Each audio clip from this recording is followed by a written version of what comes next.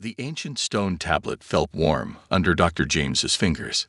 He brushed away centuries of dust, revealing strange symbols that made his heart beat faster. The dim light of his excavation lamp cast long shadows across the underground chamber's walls. "This can't be right," he muttered, comparing the tablet's markings to his reference guide. The symbols didn't match any known Earth language. In fact, they looked more like the mysterious patterns scientists had detected in deep space signals. Back at his research station, computers hummed as they processed the tablet's text. Dr. James hadn't slept in 2 days, but he couldn't rest. Not when he was this close to something big. The translation program beeped, and his eyes widened as he read the results. The tablet told stories of creatures that hunted across the stars. Massive beasts with pitch-black fur that could move through shadows. These shadow beasts had terrorized advanced alien civilizations long before humans had invented the wheel. The text described them as death itself, wrapped in darkness. Dr. James was still processing this information when his computer screen suddenly lit up with an incoming transmission. The signal came from far beyond Earth's atmosphere. As the screen flickered to life, he found himself facing 3 alien beings. Their appearances were so strange that his brain struggled to make sense of them. Human scientist. The middle one spoke, its voice translated through his computer. "We are the Galactic Council. Your discovery has triggered our ancient warning systems. We must speak immediately." Within hours, Dr. James found himself aboard a ship unlike anything humanity had ever built. The Council had sent it to bring him to their central chamber. As he looked out the window, Earth grew smaller and smaller until it was just another blue dot in space. The Council's meeting chamber was enormous. Hundreds of alien species filled the seats, each more bizarre than the last. Some floated in tanks of liquid, others shifted between different forms, and a few seemed to exist partly in dimensions he couldn't quite see. "Dr. James," the head council member's voice boomed through the chamber. "You have discovered information about beings we have worked millennia to contain. The shadow beasts are no myth. They are very real, and they are the greatest threat this galaxy has ever known." Holographic images appeared in the center of the chamber, showing massive black creatures that seemed to bend reality around them. Their eyes glowed with an inner fire, and their movements were like liquid darkness. "We keep them contained on a restricted planet," another council member explained. "The location is our most closely guarded secret. Your species' discovery of their existence changes everything." Dr. James listened as they explained how the shadow beasts had nearly destroyed several civilizations before the council managed to trap them. The creatures were intelligent, fierce, and nearly impossible to kill. Their ability to move through shadows made them perfect hunters. "Your species is now part of this secret," the head council member declared. "We must decide how to proceed. Humanity's first major interaction with galactic politics will be shaped by this discovery." As Dr. James looked around the chamber, he noticed something odd. When the council members spoke of the shadow beasts, they showed not just fear, but something else. Something that looked almost like guilt. He made a mental note to investigate further. The meeting ended with an unprecedented decision. The council would allow a small human research team to study the contained shadow beasts from a safe distance. Dr. James would lead the project. As he prepared to return to Earth and select his team, Dr. James couldn't shake the feeling that there was more to this story. The council's fear seemed too intense, too personal. And why had the tablet been on Earth in the first place? He looked down at his copy of the tablet's translation one more time. There in the corner was a small symbol he hadn't noticed before. It looked remarkably like a human handprint. The containment facility was nothing like Dr. James had imagined. Instead of cold metal and harsh lights, it was a massive dome covering several miles of artificial landscape. The air inside felt heavy with ancient power. "This is Tom, my research assistant," Dr. James told the council guards. Tom was a quiet man with steady hands and calm eyes. He had worked with dangerous Earth animals before, but nothing could have prepared him for this. The viewing chamber hung above the facility's main area. Through its thick windows, they could see dark shapes moving in the artificial twilight below. The shadow beasts were bigger than Earth's largest predators, their black fur seeming to swallow light itself. "Remember the rules," the head guard warned. "No direct eye contact. No sudden movements. No attempts at communication. You're here to observe only." Tom set up their monitoring equipment while Dr. James reviewed the historical data. The Council had been containing these creatures for over 10,000 years, but their records showed something strange. The shadow beast's behavior had changed over time, becoming more aggressive with each passing century. "Look at this," Tom whispered, pointing at his screens. The equipment was picking up unusual energy patterns. The shadow beasts were emitting waves that looked almost like brain activity, but at frequencies no one had recorded before. Dr. James leaned closer to the display. "These patterns, they're similar to human brainwaves during sleep." He quickly typed some calculations into his computer. "The frequency is almost exactly the same." A shadow beast passed directly below their window. Its movement was like water flowing through air, smooth and impossible to track properly. The creature paused, lifting its massive head toward their chamber. Its eyes glowed with an inner fire that seemed to pierce right through the protective barriers. Tom felt a strange buzzing in his head. The beast was still staring up, and he could have sworn he felt something. A curiosity that wasn't his own. "The creatures are showing increased activity near your observation post," a council technician reported nervously. "This is unusual. They normally ignore the viewing chambers completely." Over the next few days, the human team noticed more oddities. The shadow beasts would gather below their window at the same time each day. They moved in patterns that seemed almost like ritual behavior. Most surprisingly, they appeared to be trying to match the frequency of the humans' brainwaves. "It's like they're trying to tune in to our frequency," Tom explained to the council representatives. "Like old radio dials searching for the right station." The council members shifted uncomfortably. One of them spoke up. "In all our years containing these creatures, they've never shown interest in communication. They are killing machines, nothing more." But Dr. James wasn't convinced.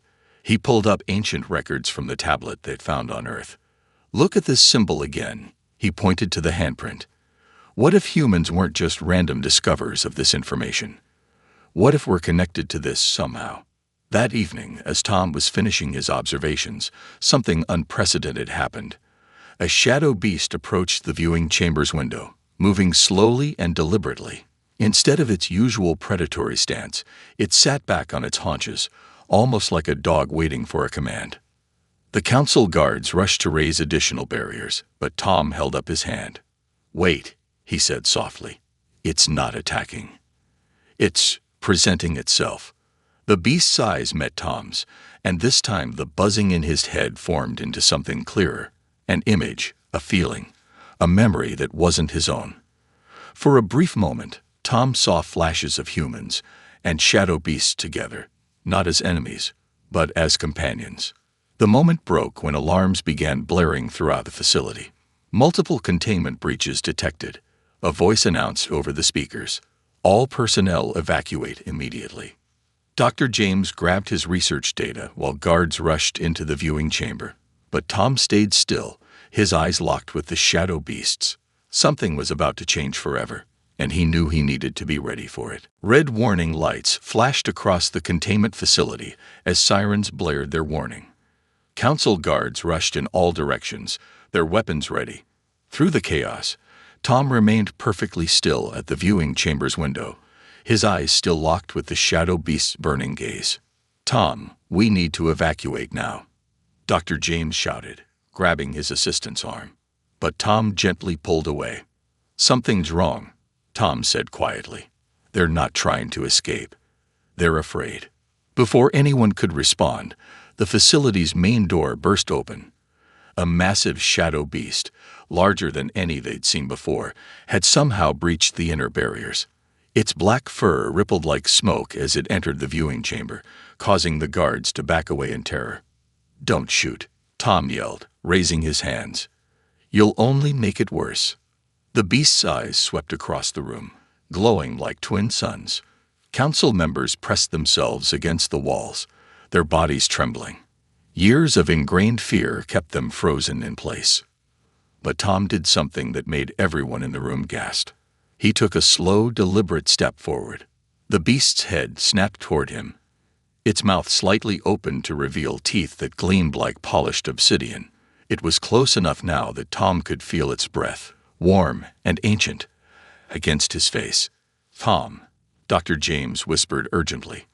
"The Council's records show no one has ever survived direct contact." Time seemed to slow down. The beast lowered its massive head until it was level with Tom's. In its eyes, he saw not the mindless killer from Council legends, but something else: intelligence, curiosity, and most surprisingly, pain. The buzzing in Tom's head returned, stronger now. Images flashed through his mind. Shadow beasts running free among the stars, playing with children who looked almost human, protecting entire civilizations. Then darkness, fear, betrayal, and long years of imprisonment. Without thinking, Tom raised his hand. The council members watched in horror as his fingers moved toward the beast's head. "Stop him!" someone screamed.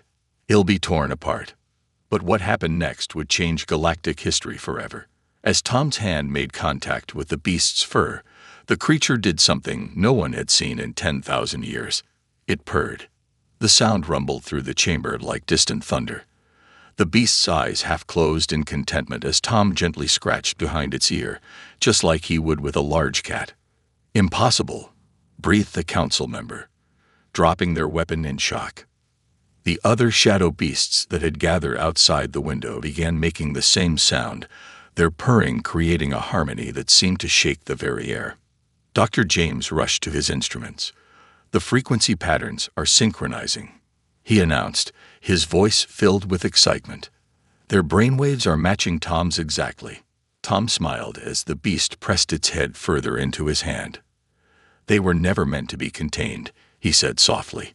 "They were meant to be companions. We just forgot how." The council's head of security stepped forward, his voice shaking. "In all our records, in all our histories, no one has ever.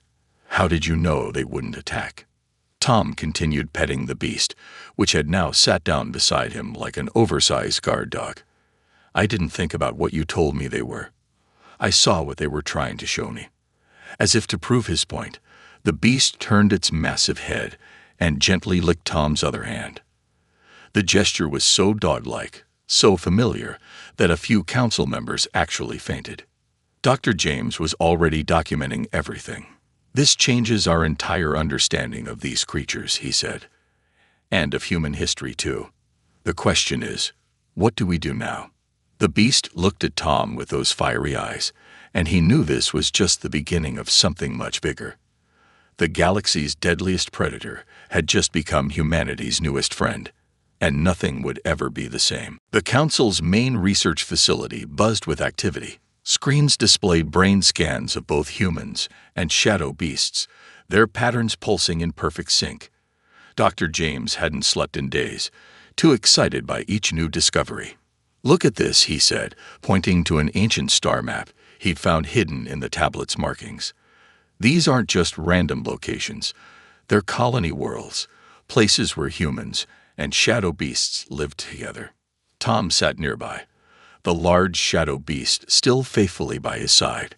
He'd named her Luna, after the way her eyes glowed like moons in darkness. Other shadow beasts roamed freely around the facility now, their previous aggression completely gone. The genetic tests came back, a council scientist announced, entering the room with a stack of data pads. Her hands trembled as she read the results. "Humans share a unique neural pattern with an ancient species we thought died out millions of years ago. They were called the Guardians." Dr. James pulled up more images from the tablet. "The Guardians were peacekeepers," he explained, pointing to various symbols. "They used shadow beasts as partners to protect developing civilizations. That's why the beasts are so good at detecting threats. It was their job." Luna made a soft, rumbling sound and nudged Tom's hand. Over the past few days, he'd gotten better at understanding the images she shared. "They're showing me more," he said quietly. "The Guardians didn't die out. They had to hide." The council chamber fell silent. Even the scientists stopped their work to listen. Something was hunting both the Guardians and the shadow beasts. Tom continued, his eyes unfocused as he received Luna's memories. A threat so great that the Guardians scattered their people across thousands of worlds, erasing their own memories to stay hidden. Humans, Dr. James breathed. We're their descendants. That's why the tablet was on Earth. That's why we can connect with the beasts. More test results flooded in from council labs across the galaxy. The evidence was undeniable. Humans had special brain structures that perfectly matched the shadow beasts' communication frequencies. It wasn't just compatibility. It was design. But why did the shadow beasts become so aggressive in containment? A council member asked, still keeping a safe distance from Luna. Dr. James pulled up the containment facility's records. Look at the pattern. Their behavior changed after they lost their human partners. They weren't becoming more violent. They were grieving, crying out for the connection they'd lost. Tom stroked Luna's fur as she showed him more memories. Happy ones now. Shadow beasts playing with guardian children, helping to build cities, protecting their human partners from danger. The council made a terrible mistake, the head scientist admitted. We thought we were containing monsters, but we were actually imprisoning guardians. Partners. Friends. Dr. James studied the data flowing across his screens. The really interesting part is what this means for humanity's future. If we've retained this connection after millions of years, then what else have we retained? Tom finished. What other ancient abilities might humans have forgotten? Luna suddenly lifted her head, her ears perking up. Other shadow beasts in the facility did the same, all turning to face the same direction. Through their shared connection, Tom saw what they sensed. A distant darkness, an ancient threat, stirring after eons of sleep. What is it? Dr. James asked, noting Tom's concerned expression. I think, Tom said slowly, we just discovered why the Guardians needed the shadow beasts in the first place, and why we might need them again. Luna pressed closer to Tom's side, her powerful muscles tensing. In her eyes burned not just friendship, but purpose. The shadow beasts hadn't just found their long-lost partners. They'd rediscovered their mission. The council members looked at each other nervously. They had thought containing the shadow beasts was their greatest challenge. Now they realized that had just been the beginning. The council's emergency session had lasted for 3 days straight. Thousands of alien representatives argued back and forth, their voices echoing through the massive chamber. At the center of it all stood Tom, with Luna faithfully by his side, and Dr. James with his stacks of research data. This is madness, shouted a delegate from a warrior species. These creatures have been contained for 10,000 years. We cannot simply let them roam free. Luna growled softly, but Tom placed a gentle hand on her head. The gesture wasn't lost on the council members, a human calming the galaxy's most feared predator with just a touch. Look at the evidence, Dr. James said, projecting his findings onto the chamber's main screen. In the week since we've allowed controlled interaction, there hasn't been a single aggressive incident. In fact, the shadow beasts have helped prevent 3 accidents in our research facility. The screen showed footage of a shadow beast catching a falling scientist, another warning workers about a gas leak before instruments could detect it, and a third guiding a lost child back to their parents. But the ancient treaties, another council member began, were based on fear and misunderstanding, Tom interrupted. He closed his eyes for a moment, sharing thoughts with Luna. The shadow beasts are showing me their memories of those times. They were defending their human partners from something. The containment wasn't protection. It was imprisonment of innocent allies. A group of human researchers entered the chamber, each accompanied by their own shadow beast. The aliens gasped as they watched the creatures act like oversized pets, some even playing with toys the humans had brought. We've started a training program, one researcher explained. The beasts aren't just intelligent. They're highly social and eager to learn. They understand complex commands, show emotional intelligence, and can even help with scientific research due to their ability to sense things we can't. Dr. James pulled up new data. Their presence has already improved our understanding of space travel. They can sense disturbances in spacetime that our instruments miss. Think of the advances we could make with their help. But not everyone was convinced. Half the council still supported the ancient containment laws. The debate grew heated, with some species threatening to leave the council entirely if the shadow beasts were freed. Then Luna did something unexpected. She walked to the center of the chamber, sat down, and began projecting her memories for everyone to see.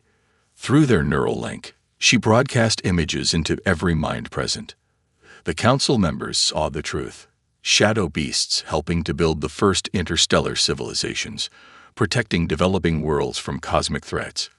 Playing with children of various species, they saw the betrayal, the fear, the confusion as they were suddenly treated as monsters.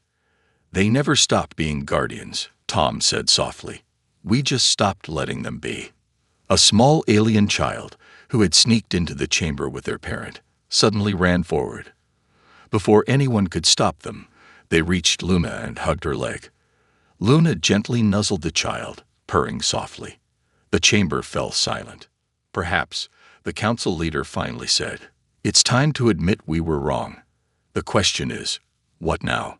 Dr. James stepped forward. "We propose a new department, the Human-Beast Relations Division.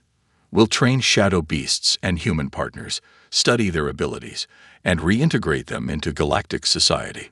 Slowly, safely, but completely." "And what of the threat they were originally fighting?" someone asked. "The danger that made the Guardians hide among us as humans." Tom shared a look with Luna, both remembering what they'd sensed days ago. "That's exactly why we need to work together now. Something's coming. Something the shadow beasts remember, even if we humans forgot." The council chamber erupted in discussion again, but there was a different tone now. Fear was giving way to possibility, and ancient laws were beginning to bend under the weight of new understanding. The galaxy was changing, one purring shadow beast at a time. 2 months after the historic council session, the new Human-Beast Training Center bustled with activity. Tom stood in the main hall, watching as humans and shadow beasts worked together for the first time in millions of years. Luna sat beside him, her dark fur gleaming under the lights. "The first class of handlers graduates tomorrow," Dr. James said, walking up with a thick stack of reports. 20 humans, 20 shadow beasts, all perfectly sensed. "But we've got problems." Tom nodded. He'd felt the tension building. Several council species had filed formal protests against the program. Some had even threatened war if the shadow beasts weren't returned to containment. "Show them," Tom said to Luna. She stood up, her massive form drawing everyone's attention. With a gentle growl, she activated the training room's main display. The screen showed a star map, but not of the known galaxy. This was something else, something darker. Through their mental link, Luna shared images of an ancient enemy, beings of pure energy that fed on life itself, the same threat that had forced the Guardians into hiding.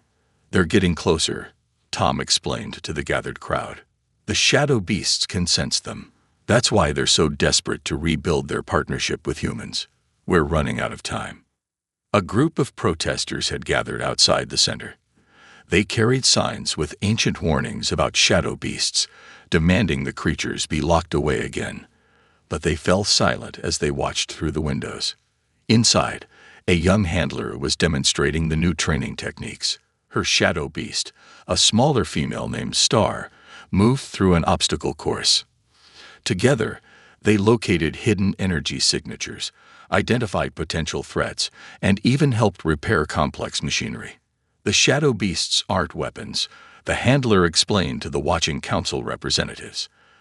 "They're living supercomputers, sensors, and protective companions all in one. Look at this." She pointed to a sealed container. "There's a dangerous radiation leak in there that our instruments can barely detect." "Star, show them." The shadow beast's eyes glowed brighter. Suddenly, everyone could see what she saw. A complex web of energy patterns, showing exactly where the leak was and how to fix it. "Now imagine this ability protecting our ships, our stations, our worlds," Dr. James added.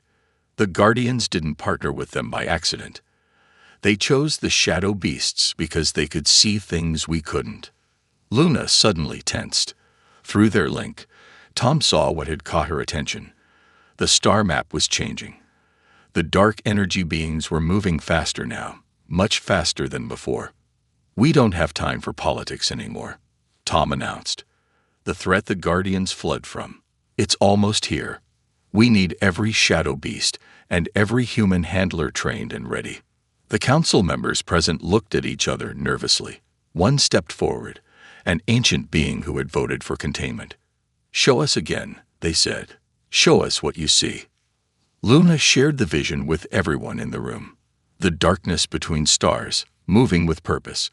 The hunger that threatened all life. And then, most importantly, she showed them the solution: humans and shadow beasts working together, using abilities no one had even discovered yet. "The containment laws are based on fear," Tom said quietly. "But fear is what will get us all killed. Trust, partnership, understanding. That's what saved the galaxy before. That's what will save it again." Dr. James quickly typed on his tablet. "The first class graduates tomorrow. The second class has 3 times as many volunteers. We can do this, but we need the council's full support now." Outside, the protesters had stopped shouting. Through the windows, they watched as humans and shadow beasts moved in perfect sync, preparing for a battle only they could see coming. Luna pressed against Tom's side, sharing one final image: a galaxy full of light, protected by the combined strength of humanity and the shadow beasts. Together, as they were always meant to be. The revolution wasn't just changing laws. It was changing the future itself. The graduation ceremony for the first class of shadow beast handlers was unlike anything the galaxy had ever seen. The council's great chamber, once a place of fear regarding these creatures, now sparkled with decorations. 20 humans stood proudly, each with their shadow beast partner by their side. Tom and Luna led the procession. Behind them, Dr. James carried the ancient tablet that had started it all, now fully translated and understood. The council members watched in amazement as the shadow beasts moved with grace and dignity, their dark fur rippling like star-filled space. 6 months ago, we thought these beings were monsters, the council leader began. Today, they are our greatest hope. They gestured to the massive screen behind them, showing the approaching dark energy beings, now visible even to conventional sensors. The shadow beasts had been right. The ancient enemy was returning and traditional defenses would be useless against them. But each handler team had already proven their worth. In training, they had detected and neutralized energy patterns similar to the approaching threat. "The old laws are officially abolished," the council leader announced. "The Shadow Beast Containment Act is replaced by the Guardian Restoration Program. All restrictions on shadow beast movement and breeding are lifted." Luna purred loudly, the sound echoing through the chamber. Other shadow beasts joined in, creating a harmony that made the air itself vibrate with joy. Through their mental links, they shared their happiness with everyone present. "But that's not all." Dr. James stepped forward. "We've made an even more incredible discovery." He pointed to new data on the screens. "The human-beast bond doesn't just allow communication. It awakens abilities in both species. Abilities we're just beginning to understand." Tom raised his hand, and Luna's eyes glowed brighter. Together, they created a visible shield of energy around themselves, a defense against the dark energy beings that had threatened the galaxy so long ago. Other handler teams demonstrated similar abilities: healing powers, energy manipulation, enhanced sensors that could detect threats light years away. "The Guardians didn't just partner with shadow beasts," Tom explained. "They merged their abilities. Everything these creatures can do, we can learn to do together. That's why the ancient enemy feared this partnership so much." A young handler stepped forward with her beast. "We're already training the next class," she said. "And it's not just humans anymore. Other species are showing potential for bonding.